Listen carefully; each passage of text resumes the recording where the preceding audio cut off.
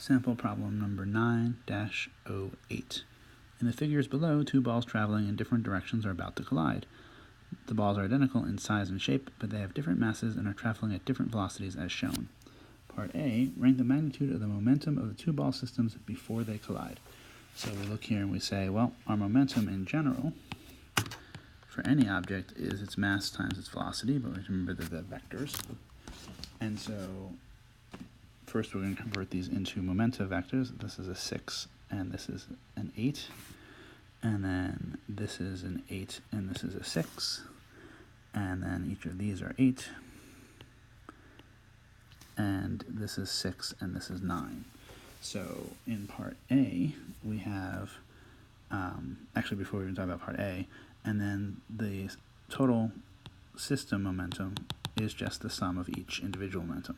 So for instance, in part A, we have a vector which is 6 long, and we're adding to it a vector which is 8 long. But we can't add vectors like that. We have to move them tip to tail. So really it's 6 and then 8, and we want the length of this side. And since it's a Pythagorean triplet, that side is 10. 6 squared plus 8 squared is 100, and the root of that is 10.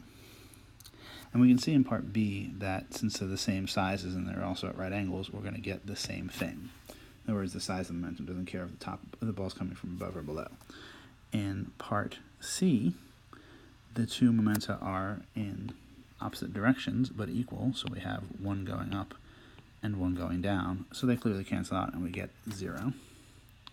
And then in part D, or for situation D, we have 6 going this way and 9 going that way, which means we end up with 3 going that way. So in terms of magnitudes, we have A is the same as B, which is greater than D, which is greater than C. And then part B says, rank the magnitude of the momentum of the two-ball system after they collide if the balls stick together. And here's sort of the trick. Everything going on here is internal. The two balls are acting on each other, but nothing's acting from outside. So the total momentum is conserved, which means it's the same as it was in A. So again, we have A equals B is greater than D is greater than C. Part C says, rank the magnitude of the momentum of the two ball systems after they collide elastically, i.e. energy is conserved, but energy isn't relevant here. So again, since they're only internal forces, we still get that the momentum is conserved, and therefore after is the same as before. So A is still equal to B, and they're still greater than D, which is still greater than C. So there's a little bit of a sly question here where B and C are exactly whatever you answered in A.